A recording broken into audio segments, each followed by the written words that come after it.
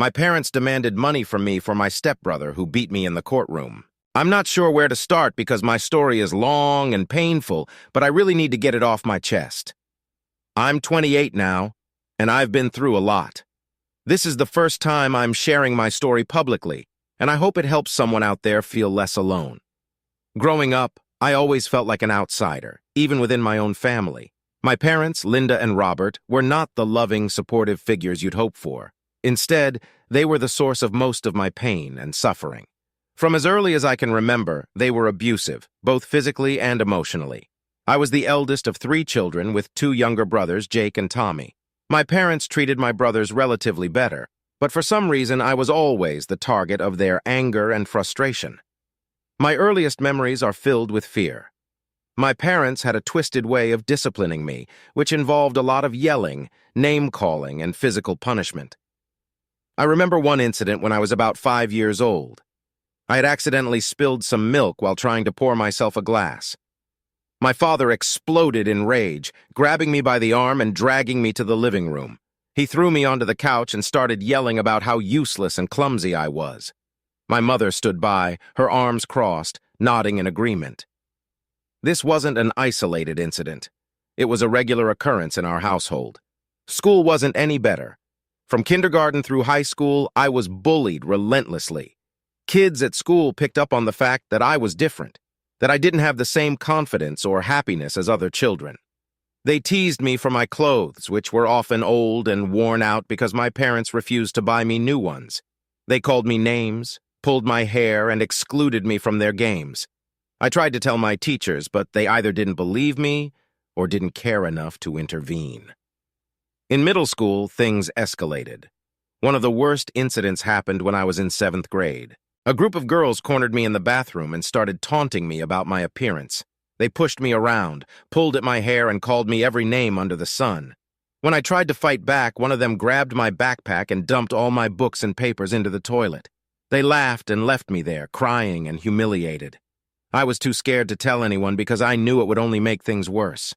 High school was a continuation of the same nightmare. The bullying got more sophisticated and insidious. It wasn't just physical anymore, it was psychological. My classmates spread rumors about me, wrote nasty things about me on social media, and made sure I knew I was unwanted. I remember one time when someone slipped a note into my locker that said, "Why don't you just kill yourself? No one would miss you." I carried that note around for weeks, contemplating its words. I felt completely alone and isolated. My home life during high school was just as hellish. My parents' abuse had not lessened. If anything, it had gotten worse. They constantly belittled me, telling me I would never amount to anything. My father had a drinking problem, and his rages were unpredictable and terrifying. One night, he came home drunk and started yelling at me for not having dinner ready. When I tried to explain that I had been at school all day and hadn't had time to cook, he slapped me across the face so hard that I saw stars. My mother, as usual, did nothing to stop him. Instead, she berated me for making him angry. Despite everything, I somehow managed to get into a decent university. I thought that maybe, finally, I could escape my past and start fresh. But the damage was already done. I was a shell of a person, with no self-esteem and no idea how to function in a healthy environment. University was a struggle from day one. I found it hard to make friends and trust people. I was always on edge, waiting for the other shoe to drop. In my second year, I had a roommate named Sarah who seemed nice enough at first, but soon, her true colors showed. She started making snide comments about my appearance and my habits. She would invite her friends over and they would have loud, late-night parties knowing I had early classes. When I confronted her about it, she laughed in my face and told me to lighten up. Things came to a head one night when I came back to our dorm to find that she had locked me out. I had to sleep in the common room, and the next day she acted like nothing had happened. University wasn't all bad, though. I did have a few professors who genuinely cared and tried to help me. One of them, Professor Adams, noticed that I was struggling and offered me extra tutoring sessions. He was kind and patient, and for the first time in my life, I felt like someone believed in me. I managed to scrape through my classes and eventually graduated, but the scars from my childhood and adolescence were still there. After university, I moved to a new city, hoping for a fresh start. I got a job in marketing and tried to build a new life for myself, but the trauma of my past continued to haunt me. I had trouble forming healthy relationships and often found myself in toxic situations. My self-esteem was still rock bottom, and I struggled with depression and anxiety. I started seeing a therapist who helped me unpack some of the pain and begin the long process of healing. One of the hardest things I had to do was confront my parents about their abuse. It took me years to work up the courage, but I finally did it. I wrote them a long letter detailing everything they had put me through and how it had affected me. I didn't expect an apology, and I didn't get one. My mother wrote back, accusing me of being overdramatic and ungrateful. My father didn't respond at all, but writing that letter was cathartic for me. It was a way to take back some of the power they had stolen from me. Today, I'm still working on healing. I have good days and bad days. I've cut off contact with my parents, which was one of the best decisions I ever made. I've built a small but supportive circle of friends who know my story and stand by me. I'm learning to trust people again and to believe that I deserve happiness. It's a long road, but I'm getting there one step at a time. When I first started seeing a therapist, Dr. Smith, I was a mess. I remember my first session like it was yesterday. I was so nervous, my hands were shaking, and I could barely look her in the eye. Dr. Smith was kind and patient, creating a safe space where I could open up without fear of judgment. It took several sessions before I could even talk about my childhood. I would sit there staring at the floor while she gently encouraged me to speak. One of the most pivotal moments in my therapy was when Dr. Smith introduced me to the concept of self-compassion. She asked me to think about how I would treat a friend who had gone through similar experiences. Would I blame them? Call them weak or unworthy? Of course not. I would offer them kindness and understanding. She told me I needed to learn to treat myself the same way. It was a foreign concept to me, but it planted a seed that would eventually grow into a new way of thinking about myself. We worked through a lot of my past trauma using various techniques, including cognitive behavioral therapy, CBT, and eye movement desensitization, and reprocessing EMDR. EMDR was particularly challenging because it forced me to relive some of my most painful memories, but it was also incredibly effective. I started to notice changes in myself, small at first, but significant. I felt a little lighter, a little more hopeful. In parallel with my therapy, I was trying to build my career in marketing. My first job out of university was at a small marketing firm.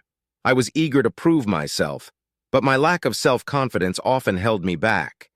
I remember one incident during my first few months there. I had worked hard on a campaign proposal for a new client, and I was excited to present it to my team. During the meeting, my boss, Mr. Thompson, interrupted me several times, questioning my ideas and making me feel small. I left the meeting feeling crushed and doubting my abilities. Dr. Smith helped me unpack that experience. She made me realize that Mr. Thompson's behavior said more about him than it did about me. He was known for being a tough critic and often used his position to belittle others. With her support, I started to find my voice. The next time I presented an idea, I was more assertive. I made sure to back up my proposals with solid data and stood my ground when challenged. It wasn't easy, but it was a crucial step in my growth. As I gained more confidence, I started to take on bigger projects. I volunteered for tasks that scared me, knowing that the only way to overcome my fears was to face them head-on.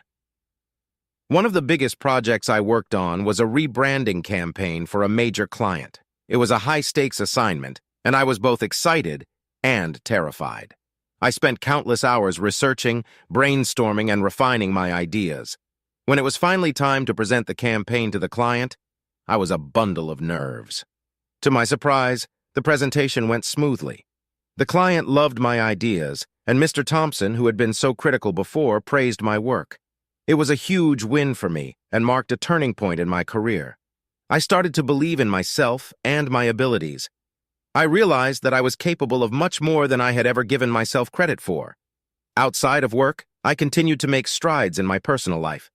Dr. Smith encouraged me to explore hobbies and interests that brought me joy.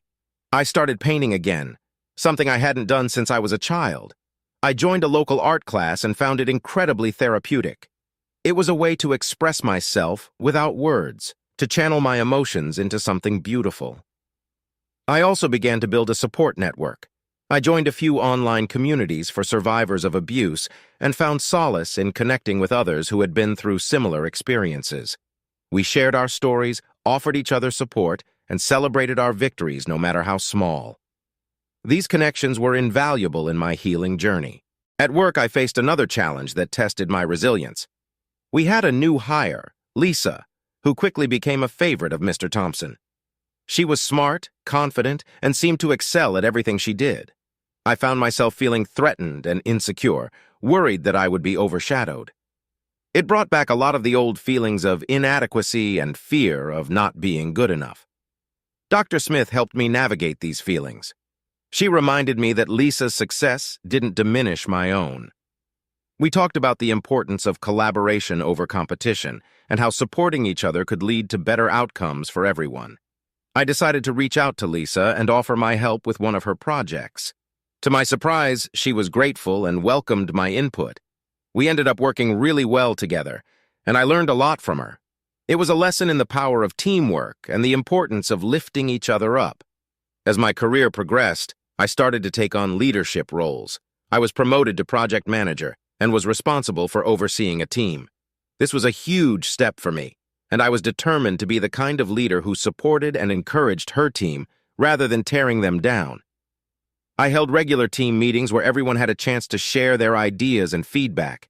I made it a point to recognize and celebrate my team's achievements, no matter how small. It was incredibly rewarding to see them grow and succeed. One particularly memorable project was a national ad campaign for a new product launch. It was a massive undertaking with a tight deadline and high expectations. I knew it would be a challenge, but I was excited to prove myself. I assembled a talented team and worked closely with them to develop a creative and effective campaign. There were countless late nights and moments of doubt, but we pulled together and made it happen. The campaign was a huge success. The product launch exceeded all expectations, and our client was thrilled. We received industry recognition and awards, and it was one of the proudest moments of my career. It felt like validation for all the hard work and perseverance I had put in over the years. It also reinforced the importance of believing in myself and my abilities. Throughout this journey, Dr. Smith was a constant source of support and guidance. She helped me understand that healing is not a linear process, and that setbacks are a natural part of growth.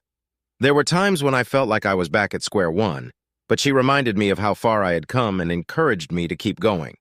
One of the most powerful exercises we did in therapy was writing a letter to my younger self.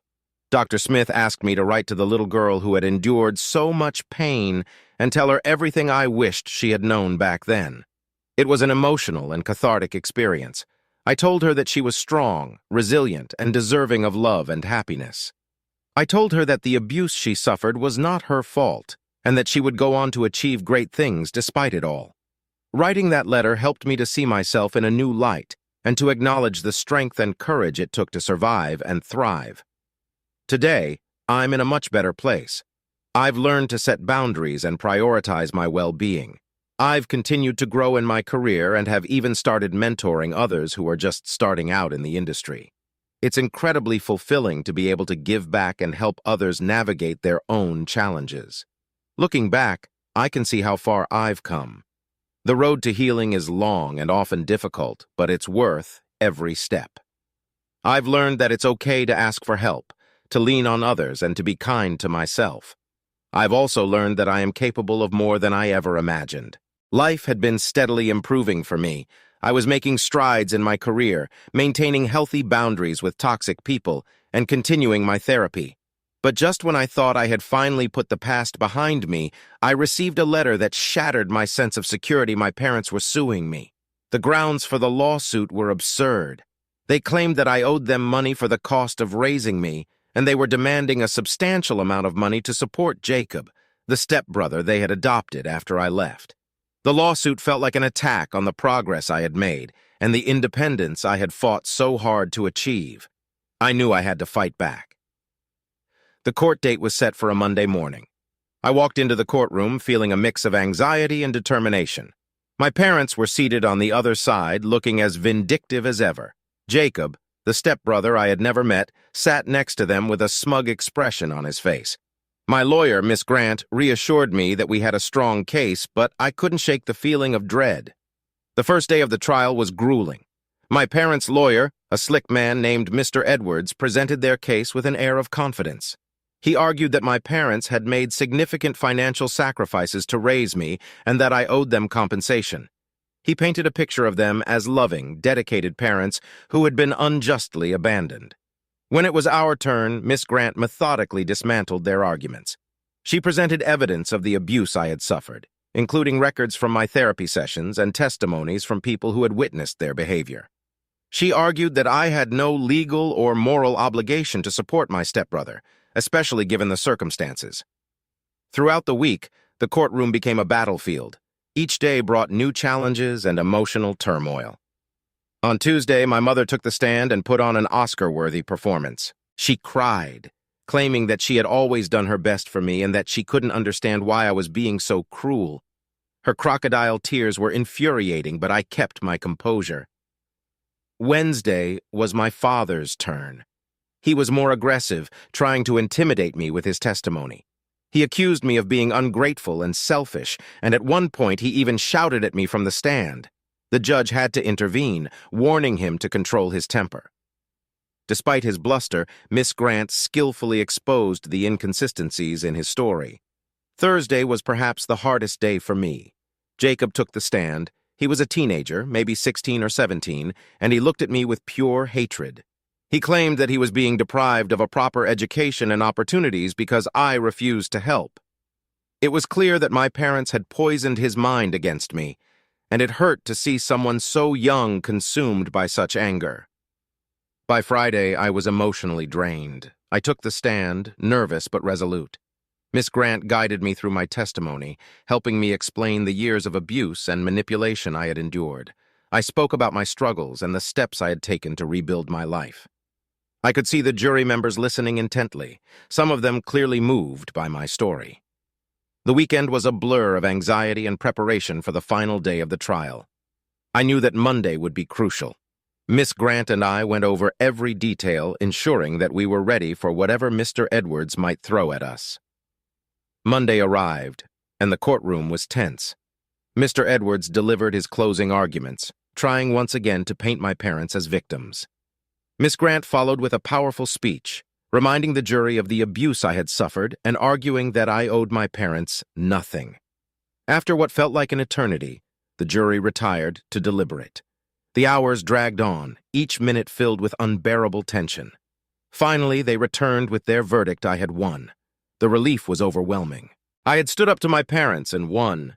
I felt a weight lift off my shoulders as the judge announced the decision. But just as I began to relax, chaos erupted. Jacob, who had been seething throughout the trial, suddenly leapt to his feet. He grabbed a baseball bat from his bag and charged at me. The courtroom exploded into shouts and screams. I barely had time to react as he swung the bat at me. I managed to dodge, but the bat grazed my arm, sending a sharp pain through me.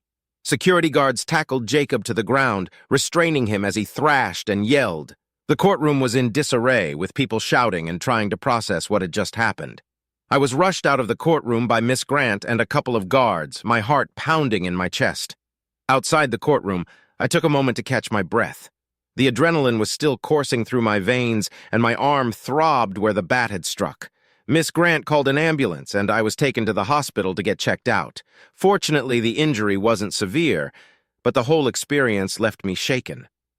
The incident with Jacob added another layer of complexity to the situation. My parents tried to use it as leverage, claiming that I had provoked him and that he was just a child acting out. However, the security footage from the courtroom clearly showed him initiating the attack. Jacob was taken into custody, and my parents' attempt to spin the narrative in their favor fell flat.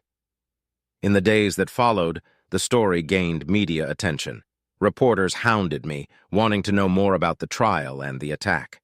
I declined all interviews, choosing to focus on my recovery and moving forward. Miss Grant helped me file a restraining order against my parents and Jacob, ensuring that they couldn't come near me again. Despite the trauma of the attack, I felt a sense of closure. The trial had forced me to confront my past head-on, and I had emerged victorious. I continued to see Dr. Smith, who helped me process the events and deal with the lingering fear and anxiety. She reminded me that I had taken control of my life and that I was no longer a victim. As time went on, I found new strength in my experiences. I became an advocate for others who had suffered from abuse, sharing my story in support groups and online forums. My career continued to thrive, and I found fulfillment in helping others navigate their own journeys of healing. One particularly memorable event occurred a few months after the trial. I was invited to speak at a conference on overcoming adversity. Standing on that stage, sharing my story with a room full of people, I felt a profound sense of empowerment. I realized that my past didn't define me. It was my strength and resilience that truly defined who I was. Life isn't perfect, and I still have my struggles. But I know now that I am capable of overcoming anything that comes my way. My journey has made me stronger, and I am determined to use my experiences to help others find their own strength. Following the attack in the courtroom, Jacob was taken into custody and faced charges for assault. The evidence against him was undeniable, with the security footage clearly showing him attacking me with a baseball bat. His trial was swift, and he was found guilty. Given his age and the violent nature of the attack, he was sentenced to juvenile detention. The judge also mandated therapy for him, recognizing the deeply rooted issues likely instilled by my parents. The consequences of Jacob's actions rippled through our family. Child Protective Services CPS got involved, conducting a thorough investigation into my parents' fitness as guardians. The abuse I had endured, coupled with their failure to provide a safe and supportive environment for Jacob, painted a grim picture. CPS determined that my parents were unfit to care for any children and stripped them of their parental rights. Jacob was placed in a rehabilitation program within the juvenile detention system, and any other foster children they might have been caring for were removed from their custody. This drastic turn of events left me with mixed emotions. On one hand, I felt vindicated knowing that my parents were finally being held accountable for their actions. On the other hand, it was heartbreaking to see how deeply their toxic behavior had affected Jacob. Despite everything, he was still just a kid, and part of me hoped he could find a way to heal and build a better future. Amidst the turmoil, I found solace in my work and therapy. My therapist, Dr. Smith, continued to be a guiding light, helping me process the aftermath of the trial and the attack. She encouraged me to focus on the positive changes in my life and to continue building a future that wasn't defined by my past. During this time, I also started to open myself up to the possibility of new relationships. I had spent so long being guarded and wary of others, but I realized that part of healing meant allowing myself to connect with people again. That's when I met Sarah. Sarah and I met through mutual friends at a dinner party. She was warm, funny, and incredibly kind. We hit it off immediately, bonding over our shared love of art and travel. For the first time in a long time, I felt a genuine connection with someone. Our friendship quickly blossomed into something more, and we started dating. Our relationship wasn't without its challenges. I was open with Sarah about my past, and she was incredibly supportive. But I still had moments of doubt and fear. Trust didn't come easily to me, and there were times when my insecurities got the better of me. But Sarah was patient and understanding, always willing to talk things through and reassure me. One memorable incident occurred about 6 months into our relationship. We had planned a weekend getaway to a cabin in the mountains. It was supposed to be a relaxing escape from the stress of our everyday lives. However, on the first night, I had a nightmare about the attack in the courtroom. I woke up in a panic, and Sarah was there to comfort me. She held me as I cried, telling me that I was safe and that she was there for me. That moment solidified my feelings for her. I realized that she wasn't just a partner, she was someone who truly cared about my well-being and was willing to stand by me through thick and thin. As our relationship grew stronger, I started to envision a future with Sarah. We talked about our dreams and goals, and it became clear that we were on the same page. About a year into our relationship, I decided to take the next step. I planned a special evening, recreating our first date and ending with a proposal. To my delight, Sarah said yes. Our engagement was a joyous time, filled with planning and excitement for the future. We decided to have a small, intimate wedding with our closest friends and family. The day of the wedding was perfect. We exchanged vows in a beautiful garden, surrounded by blooming flowers and the people we loved. As I stood there, holding Sarah's hands and looking into her eyes, I felt a sense of peace and happiness that I had never experienced before. The wedding was a celebration of love and resilience. My friends from the support group, colleagues from work, and a few of the supportive professors from university attended. Even Professor Adams, who had helped me so much during my studies, was there to celebrate with us. It was a testament to the fact that I had built a new family, one of choice and mutual respect. One particularly touching moment was during the reception when my friend Lisa gave a speech. Lisa had been through her own struggles, and we had bonded over our shared experiences. In her speech, she talked about how far I had come and how proud she was to see me standing strong and happy. Her words brought tears to my eyes and reminded me of the power of friendship and support. After the wedding, Sarah and I settled into our new life together. We bought a cozy apartment in the city, filled it with art and memories, and started building a future. We traveled, explored new hobbies, and continued to support each other's dreams. Sarah encouraged me to pursue my passion for art more seriously, and I started painting again. I even held a small exhibition at a local gallery, which was a huge milestone for me. Professionally, things were also going well. I received a promotion at work, becoming a senior project manager. This new role came with more responsibilities, but I was ready for the challenge.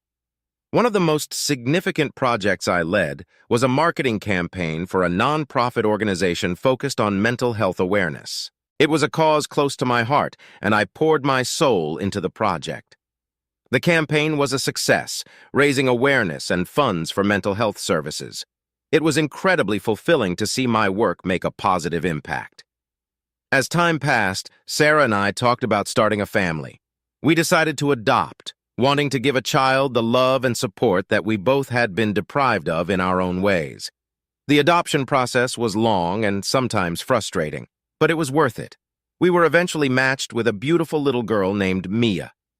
Bringing Mia into our home was one of the happiest moments of our lives. She brought so much joy and light into our world. Parenthood was a new and exciting challenge. Sarah and I navigated sleepless nights, toddler tantrums, and the joys of watching Mia grow and discover the world. We were determined to create a loving and supportive environment for her, breaking the cycle of abuse and neglect that had marked our own childhoods. Maya's laughter and curiosity were constant reminders of the new life we had built. Through all these experiences, I continued to attend therapy. Dr. Smith remained a crucial part of my support system, helping me navigate the ups and downs of life. We worked on coping strategies for the anxiety that still lingered and discussed the challenges of balancing work, marriage, and parenthood. Her guidance was invaluable, and I knew that I wouldn't be where I was without her help. Reflecting on my journey, I realized how far I had come. From a scared, abused child to a confident, successful adult with a loving family, my life had transformed in ways I never thought possible. The pain of my past had not disappeared, but it had become a part of my story, a story of resilience, healing, and hope.